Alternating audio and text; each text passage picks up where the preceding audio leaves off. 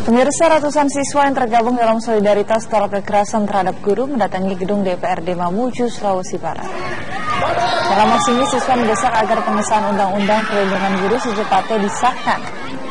Ratusan siswa mengawali aksi dengan berjalan kaki dari lapangan Ahmad Kirang menuju gedung DPRD Mamuju sejauh 3 km. Kemacetan pun tak terhindarkan.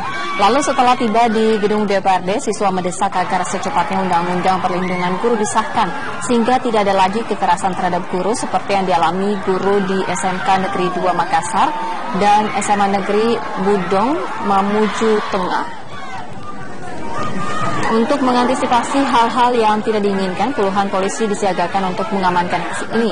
Dan setelah perwakilan DPRD Mamuju menemui para siswa pun membubarkan diri. Kita tidak akan hidup di dunia ini. Penyerahan sebagai tuntutan kita. Dan untuk mengetahui bagaimana kondisi guru Dasrul saat ini dan juga langkah hukum apa yang akan ditempuh selanjutnya, kita akan berbincang dengan pengacara dari Dasrul, Aziz Pangeran, langsung dari Makassar, Sulawesi Selatan. Ya, Pak Aziz, bisa Anda jelaskan bagaimana kondisi Pak Dasrul hingga saat ini?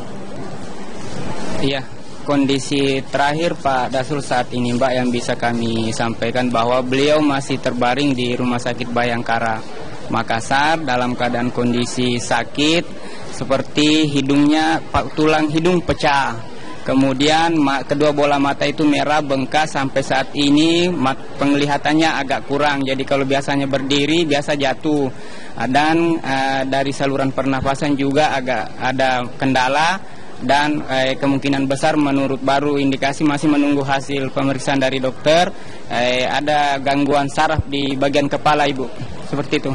Ya, lalu apa langkah hukum dari pihak keluarga terhadap kasus ini, Pak Aziz?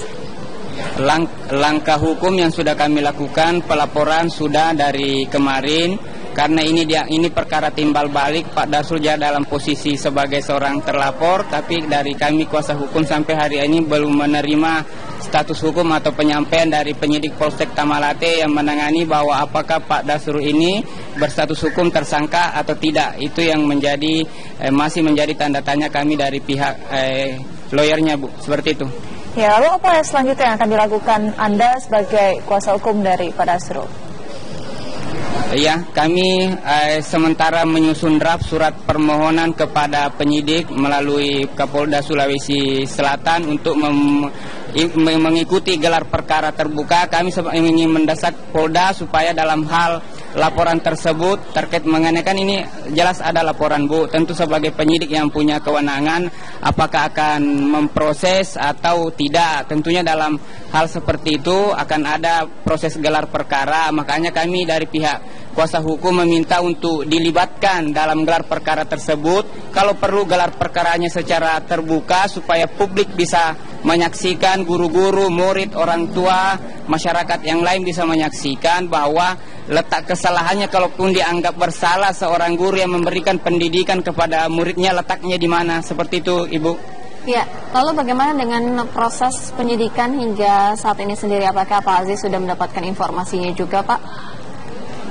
Dari pihak kepolisian kami belum mendapat penyampaian bahwa apakah status tersangka atau tidak, masih dalam tahap penyelidikan. Begitu informasi awal yang kami terima dari pihak kepolisian tadi melalui salah satu penyidik dari sana, Ibu. Baik. Terakhir Pak Aziz, apa sebenarnya harapan keluarga dan juga Pak Dasrul sendiri terkait kasus ini? Harapan keluarga sebenarnya, Bu, kami ingin bagaimana seandainya bisa ini masalah diselesaikan secara kekeluargaan, tetapi menjadi bahan pertimbangan juga akan melahirkan murid, orang tua. Kalau misalkan ini proses hukum kita tidak memberikan atau mempercayakan kepada penegak hukum. Jadi sangat disayangkan kalau misalkan Pak Dasrul, kan apalagi kondisinya sampai hari ini belum bisa bangun, bahkan bisa dibilang sakitnya berkepanjangan karena pengeroyokan yang dari orang tua bersama anaknya. Jadi harapan kami tetap menyerahkan kepada pihak kepolisian untuk mengusut tuntas, menyelesaikan perkara ini sampai ke pengadilan, seperti itu. Baik, terima kasih Pak Aziz Pangeran atas informasinya. Semoga saja Pak Dasrul kondisinya segera membaik setiap harinya. Pemirsa, kita ke informasi selanjutnya. 3 bandar narkoba diringkus Satreskrim Polsek Ilir Barat. Ketiganya diringkus saat sedang membawa narkoba jenis pil ekstasi dengan menggunakan mobil angkot. Selain kabar tersebut, sejumlah kabar kriminal lainnya kami hadirkan dalam Kilas Peristiwa berikut.